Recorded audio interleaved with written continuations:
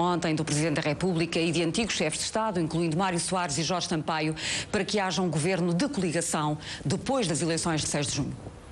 Bom, eu não só estou de acordo com esses apelos, como os compreendo.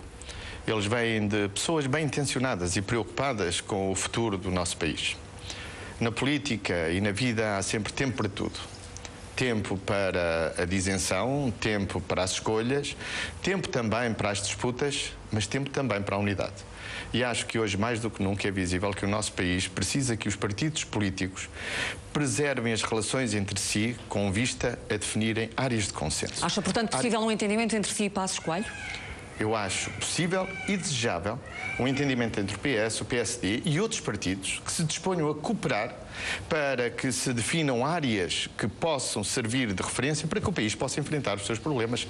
Nunca como hoje foi tão necessário o consenso, o diálogo e a negociação.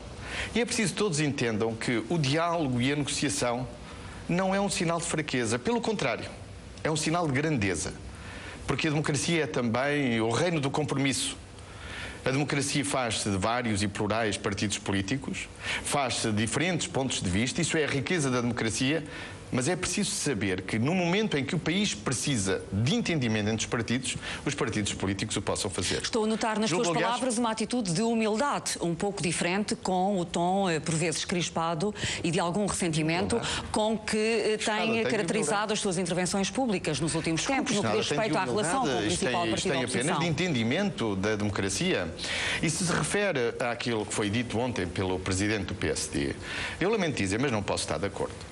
Nunca ninguém ontem falou em união nacional. O Dr. Passos Coelho parece não ter percebido aquilo que foi dito.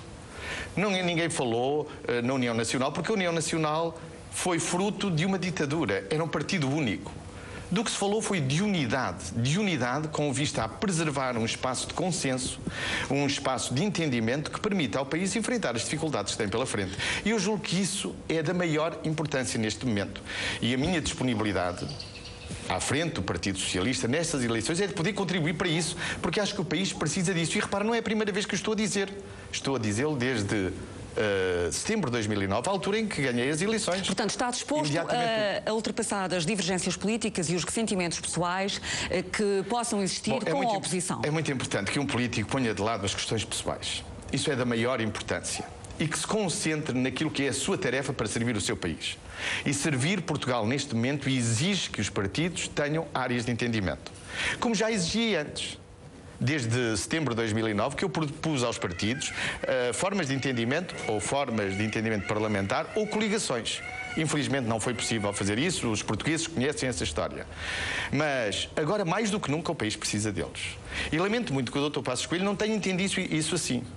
Porque podíamos ter evitado toda esta situação ao nosso país.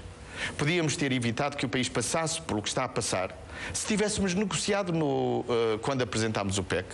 Porque o PSD nem precisava ter votado a favor do PEC, bastava-lhe apenas uma atitude de abstenção. Mas o PSD sempre lhe garantiu apoio político ao longo do último ano, porque viabilizou os 3 primeiros PECs e o Orçamento de Estado para 2011.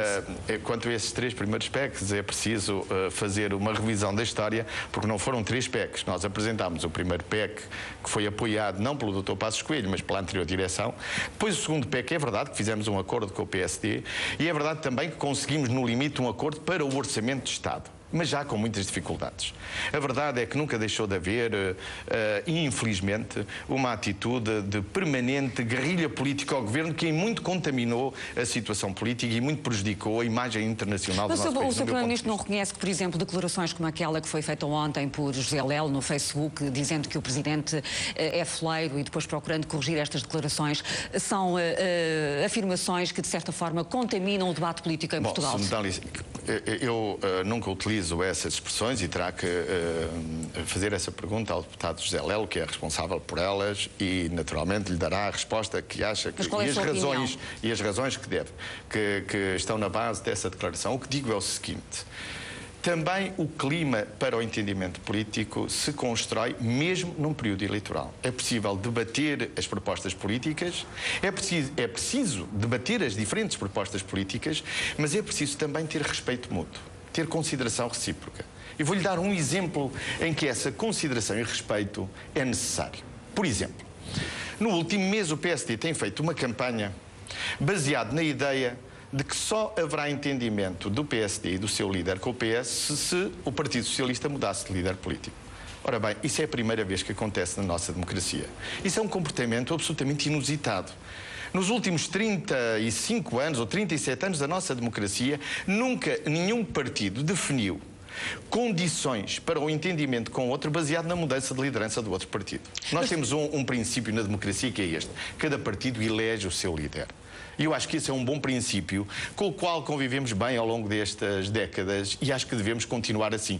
Por isso, não é um bom contributo para o entendimento o PSD dizer que só haverá entendimentos com o Partido Socialista se o Partido Socialista mudar de líder. Pela minha parte, eu farei entendimentos com o PSD, qualquer que seja o líder do PSD. Mas se o senhor engenheiro José Sócrates vier a chegar à conclusão, ou outros vierem a chegar à conclusão por si, de que o senhor, enquanto homem político, é um obstáculo a um entendimento interpartidário depois das eleições de 6 de junho, o senhor estará disponível para sair? Mas, desculpe, portanto, está-me a dizer que o PSD tem o direito de vetar as lideranças do Partido Socialista? Não, estou-lhe a perguntar qual é a autoavaliação que fará, a autoavaliação que fará em relação a si próprio, se chegar à conclusão de que a existir um entendimento, ele poderá não passar por si. Eu estou no governo, ou cheguei ao governo, não pela escada de serviço. Eu candidatei-me a eleições e ganhei essas eleições. E o que vejo é que muitos deveriam respeitar o resultado das eleições. Esta crise política existe porque muitos nunca aceitaram o resultado das últimas eleições em setembro de 2009.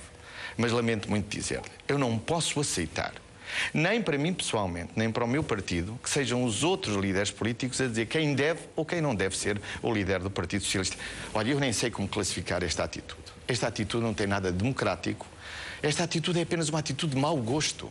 Porque eu nunca fiz comentários sobre as lideranças políticas dos outros partidos. Pelo contrário, sempre as respeitei e sempre fiz o meu melhor para ter um relacionamento pessoal com essas lideranças políticas. E propus muitas vezes entendimentos e acordos com todos os líderes políticos, independentemente de gostar ou não gostar, porque isso não vem ao caso. O que vem ao caso é respeitarmos a vontade de cada partido. Sr. Primeiro-Ministro, temos a Troika, União Europeia, Fundo Monetário Internacional no nosso país há cerca de 2 semanas. Quando é que deverá ser fechado o acordo? Como sabe, existe um calendário indicativo. Esse calendário é até meados de maio, a altura em que seria benéfico que o Ecofin pudesse apreciar o resultado da negociação. E eu espero que possamos cumprir esse calendário. Esse é o desejo de todas as instituições internacionais e é também o nosso desejo. E por isso estamos a trabalhar intensamente com a Troika, por forma a definirmos um programa que assegure aquilo que é fundamental para o nosso país, que assegure o financiamento à nossa economia, o financiamento ao Estado, mas que assegure também que Portugal vai manter o modelo social em que há tantos anos Mas quais vão ser as exigências que a Troika vai fixar ao nosso país? Quais são os sacrifícios que vão ser pedidos aos portugueses no âmbito do plano de resgate? Nós poderíamos ter evitado esta situação. Isto não era inevitável. Poderíamos ter evitado estar nesta situação. Bastaria que tivéssemos aprovado o PEC 4. Esse PEC que foi tão atacado. Bastaria que a Assembleia da República não tivesse aberto uma crise política para colocar o nosso país nesta situação. O senhor continua a acreditar nisso? Se continua a acreditar nisso. O senhor não acha que se o PEC 4 tivesse sido aprovado nesta altura, estaria a negociar o PEC 5? Desculpe, mas vai aí um grande equívoco. Naquela noite em que nos apresentámos no Conselho Europeu com as nossas propostas para o PEC 4, isto é, para as nossas medidas para 2012 e 2013, nós obtivemos o acordo, quer do Banco Central Europeu, quer da Comissão Europeia, quer de todos os nossos colegas europeus. O que ficou decidido naquela noite foi que a Europa punha uma linha vermelha à frente de Portugal, dizendo: temos um plano global, um plano que responde a todas as nossas dificuldades, às dificuldades de financiamento de todas as economias europeias, porque não é apenas Portugal. E Portugal está incluído nisso. Mas o Sr. Primeiro-Ministro e isso era a melhor solução para o nosso país. O Sr. Primeiro-Ministro, na altura, infelizmente, o que aconteceu foi que a crise política e a rejeição do PEC é que nos arrastou para esta situação. Isso está mais claro. Sr. Primeiro-Ministro, na altura, o Sr. Primeiro-Ministro disse, aliás, já tinha dito no orçamento para 2011 que esperava que estivessem salvaguardadas as condições de financiamento do Estado português e que não seriam precisos mais sacrifícios. Mas eu recordo que... Não, desculpe, eu não disse isso. Eu disse apenas que aqueles sacrifícios que apresentei, quando apresentei o orçamento, eram absolutamente indispensáveis. Lembra-se do que disseram do orçamento de 2011? Mas deixe-me que era isto e que era pergunta. aquilo. E agora olhamos para trás e o que é que vemos? Que o orçamento era necessário. Deixe-me concluir a minha pergunta. O senhor apresentou o PEC 4 em Bruxelas no dia 11 de março. No dia 12 de abril, o seu Ministro das Finanças deu uma entrevista à Reuters em que disse que as necessidades de financiamento do Estado esgotavam-se no mês de maio e que o país já não tinha condições de pagar os juros da dívida de 5 mil milhões de euros em junho. Ora, como é que podemos acreditar que o PEC 4 iria resolver necessidades de financiamento do Estado quando elas foram identificadas pelo Ministro das Finanças em abril? É preciso talvez explicar o seguinte, porque isto tem sido muito mal explicado aos portugueses. O que é que o Ministro das Finanças disse? O Ministro das Finanças disse que nós não estávamos em condições, a partir de abril, depois da crise política e depois dos nossos juros terem subido imenso, de assegurar o financiamento da dívida que já tínhamos. Não se trata de dinheiro para o Estado, porque nós neste trimestre tivemos superávit, isto é, tivemos mais receitas do que despesas. O que se passa é que o Estado, todos os anos, tem que fazer vencimentos da dívida atrasada. E nós temos um vencimento da nossa dívida em junho de 8 mil milhões e não tínhamos condições no mercado para que o mercado nos financiasse. Daí a necessidade do pedido de ajuda externa. Daí a necessidade do pedido de ajuda. E não apenas isso, e não apenas isso. Também o facto disso ter atingido fortemente os nossos bancos. Claro, e a questão que se coloca é porque é que o senhor deixou as taxas de juros... se eu acreditava nisso. Mas por que razão é que não hei de acreditar nisso? A verdade é esta, Judite Sousa, é que nós tínhamos uma solução e deitámo-la fora. E a pergunta que se faz em Portugal e em toda a Europa é porque é que aquele país que tinha uma solução que nos mantinha fora da ajuda externa, afinal de contas, a deitou fora para abrir uma crise política e para nos sujeitar a esta situação. Deixe-me concluir a minha pergunta. Porquê é que o Sr. Primeiro-Ministro deixou as taxas de juros chegar a 10% e deixou os bancos cortarem o crédito a 10% e deixou os bancos cortarem o crédito ao Estado para acionar o pedido de ajuda? Judite Sousa, eu sempre disse que o pedido de ajuda era um pedido de último recurso. E sempre achei que não devíamos pedir ajuda externa. Porque há uma diferença, toda uma diferença, entre um país que consegue por ele próprio resolver os seus problemas, e tínhamos uma solução para isso, e um país que não o consegue resolver, então tem que recorrer à ajuda externa. Repare, porquê é que agiu no limite? Por uma simples razão. Sabe, eu sempre achei que se fosse possível nós financiarmos quer o Estado, quer as nossas instituições bancárias, até haver eleições, teria sido preferível para pedir ajuda depois das eleições. Porque dessa forma, tudo o que se está a passar agora, passar-se-ia com um governo legitimado e não com um governo em gestão. Portanto, e essa é também o senhor também não queria ficar com o ónus dessa responsabilidade. Não é por isso, desculpe. Bom, eu nunca a desejei e fiz todo o meu melhor durante 1 ano e meio para que isso não acontecesse.